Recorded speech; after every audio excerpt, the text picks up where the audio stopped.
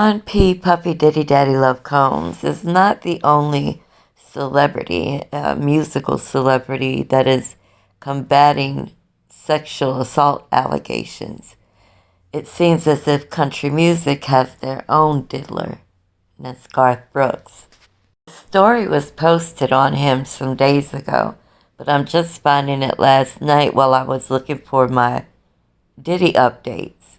And then this pops up. But other than that, I didn't see anything about it.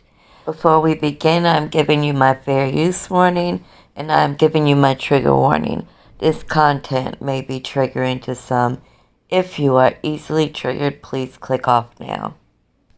Now to new allegations against country star Garth Brooks. A lawsuit by a makeup artist alleges he sexually assaulted her and subjected her to unwanted advances on multiple occasions. Ariel Reshef has the story. Good morning, Ariel. Good morning to you, Rebecca. In the complaint filed Thursday in California, the woman only identified as Jane Roe, alleging that Garth Brooks sexually harassed her and raped her in 2019, then tried to silence her from speaking out. The lawsuit claims Brooks cornered her in a hotel room and sexually assaulted her during a work trip to Los Angeles for a Grammy tribute performance. The woman says that she was initially hired to work with Brooks's wife, singer Trisha Yearwood, in 1999. Now, her attorneys tell ABC News the complaint filed today demonstrates that sexual predators exist not only in corporate America, Hollywood, and in the rap and rock and roll industries, but also in the world of country music, adding, "We are confident that Brooks will be held accountable for his actions." Now, Garth Brooks strongly refuting these allegations, telling ABC News he filed a new lawsuit against the woman in Mississippi nearly a month ago to speak out against extortion and defamation of character, saying, "We filed it anonymously for the sake of families on both sides," continuing to say, "I trust the system, I do not fear the truth, and I am not the man that they have painted me to be." The country music star and legend Garth Brooks has been accused of sexual assault and battery in a lawsuit from a Jane Roe. Jane Roe, who said that she worked as a hairstylist and a makeup artist for the country singer and his wife. The alleged incident occurred in 2019. The victim also claims that she was once raped by Brooks during a work trip. Let's take a listen to a Taste of Country's video. He perfectly broke everything down. Again, fair use warning. This is the full 9,000-word lawsuit against Garth Brooks, accusing him of sexual assault, battery, and more. How much more? Well, I'll start by saying this. TMZ covered some of the more explicit details of the claim, and they even held back. In fact, the lawsuit itself holds back.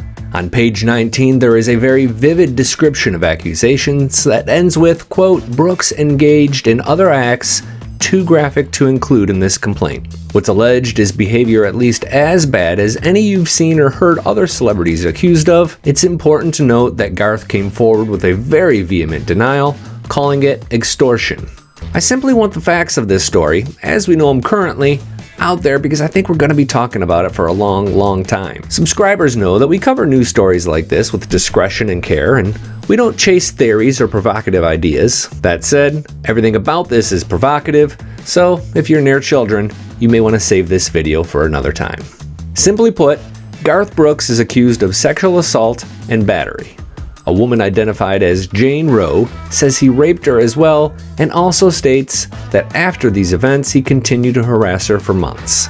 The specifics are next, but first it's important to know, who is Jane Roe? That's obviously not her real name. Jane Roe is a hairstylist and makeup artist who used to work for Garth Brooks and Trisha Yearwood. She says she began working for Yearwood in 1999 and Brooks in 2017. She says she stopped working for Brooks in 2021 when she moved to Mississippi.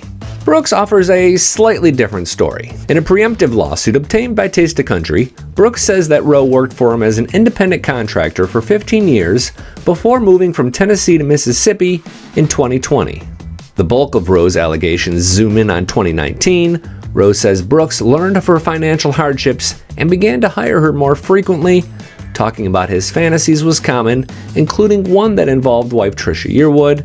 He'd also change in front of her and expose himself. So this man knew about her financial hardships and used that to pretty much keep her subdued and keep her from talking so he can have his way. She was there to do her job just as she has done years before. But instead you have to deal with your client coming out all sweaty and burly and pink and just nasty. Your client is coming out and being completely inappropriate and abusive. The next part of this video is going to be the most graphic. Please take care of yourself if you're in a vulnerable spot right now. Early in 2019, Rose says she was at Brooks' home when he walked out of the shower naked, grabbed her hands, and forced them onto his genitals while using sexual language. Then, in May of 2019, Rose says she was raped by Brooks in a hotel room during a work trip to Los Angeles, where Brooks was booked to tape a Grammy tribute performance. This is without a doubt the most brutally graphic of the accusations, and no, I'm not going to go into detail, even TMZ held back.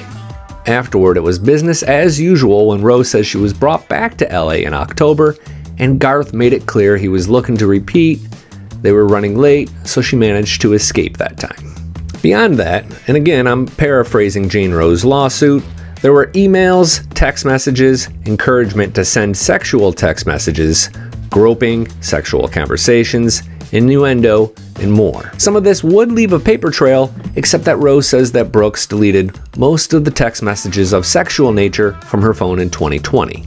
Plus, she says he'd used different names and email addresses to contact her, sometimes even a woman's name. As for witnesses, she says she feels confident that his team witnessed this and pointed to a specific incident regarding a shampoo bottle as one his manager was present for. She says Yearwood was there too, but that's probably not as important as you can't force one spouse to testify against the other. Hello, Garth Brooks. Why are you using a shampoo bottle? What are you using it for? We want to know. Oh, and was your wife really there? Like, what in the T.I. and Tiny is happening? Hush money, Garth says in his response. No matter how much or how little is still hush money. In my mind, that means I'm admitting to behavior I'm incapable of, ugly acts no human should ever do to another. He also confirmed that a lawsuit in Mississippi that used John Doe and Jane Doe as pseudonyms was him and Jane Roe, and that's where we find a second batch of surprises. It was filed on September 13th, and in it, Garth says he learned of these charges first when he was sent a letter from Roe's attorneys on July 17th. Brooks characterizes the letter as one that threatened to file a lawsuit alleging sexual misconduct unless he paid millions. Additionally, he says, quote, defendant also alleged a belief that plaintiff planned to hire someone to murder her. That's the stunner that the title of this video refers to. It's not addressed in Jane Roe's lawsuit. Continuing, a similar letter came to Brooks on August 23rd. Brooks says that when Roe moved to Mississippi, she began to demand financial assistance and he acquiesced, but once she asked for a salary and benefits, he said no more. Fast forward 3 or 4 years, depending on which timeline is true, and here we are. Now, I completely see why she moved away. Even though she's comfortable with her job and her salary, like, he pretty much made a threat on her life. I would have left too. You're out here looking for hit men to take care of me? Nah, I'm leaving. You can have it all.